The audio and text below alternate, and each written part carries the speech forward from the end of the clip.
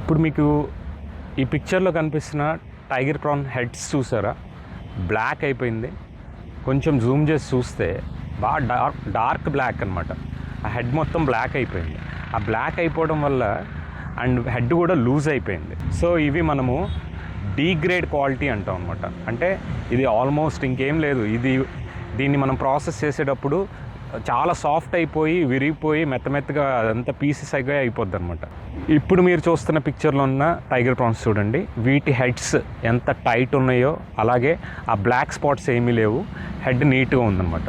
ఇలాంటివి అయితే మనం ప్రాసెస్ చేసేటప్పుడు ఆ మీట్ అలా స్టాండర్డ్గా నిలబడుద్ది. సో మేము ఎప్పుడు కస్టమర్స్కి పంపించినా కూడా ఇట్లా గ్రేడింగ్ చేసి ఇలా బ్లాక్ హెడ్స్ లూజ్ హెడ్స్ ఉన్నాయి పక్కకు తీసేస్తాము. టైగర్ ప్రాన్సే కాదు, ఏ ప్రాన్స్ అయినా కూడా ఇదే ప్రాసెస్ మేము ఫాలో అవుతాము.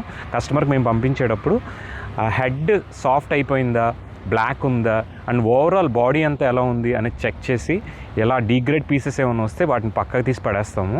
అండ్ ఓన్లీ మంచి హెడ్ ఉన్నవి, టైట్ హెడ్ ఉన్నవి అండ్ బాడీ కూడా టైట్గా ఉన్నవి మాత్రమే వాటిని మేము నీట్గా క్లీన్ చేసి ఆ మధ్యలో వీన్ అయితే నరం ఏదైతే ఉందో అది అంతా తీసేసి మీకు మేము ఎప్పుడు పంపిస్తూ ఉంటాం అనమాట. సో మీరు కూడా ఎప్పుడన్నా మార్కెట్లో ర్యాండమ్గా ఈ టైప్ ఆఫ్ ప్రాన్స్ కొనుక్కుందామని మీరు వెళ్తే ఈ చూసుకోండి ఒకసారి. హెడ్ అసెస్మెంట్ అనేది చాలా ఇంపార్టెంట్. సో ఇలాంటి టిప్స్ మీకు యూజ్ అవుతాయని నేను అనుకుంటున్నాను.